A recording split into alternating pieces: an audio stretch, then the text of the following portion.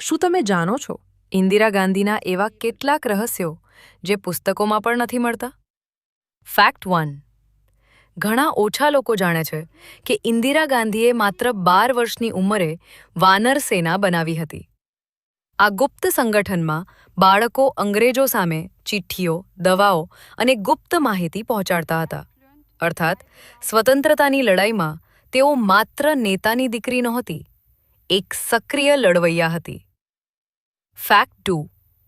પ્રધાનમંત્રી બનતા પહેલા ઇન્દિરા ગાંધી કેટલાક વખત જેલમાં ગઈ હતી. શાયદ એ જ કારણ છે કે તેમના નિર્ણયો એટલા કઠોર હતા. ફેક્ટ 3.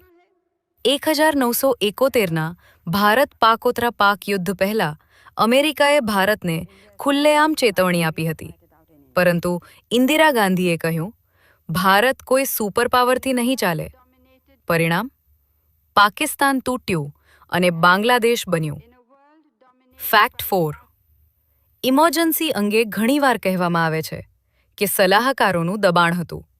પરંતુ સચ્ચાઈ એ છે, અંતિમ નિર્ણય ઇન્દિરા ગાંધીનો પોતાનો હતો. ફેક્ટ 5. તેમની હત્યાથી થોડા અઠવાડિયા પહેલા ઇન્દિરા ગાંધીએ કહ્યું હતું, જો આજે ઇન્દિરા ગાંધી મરે તો તેનું લોહી ભારતને વધુ મજબૂત બનાવશે.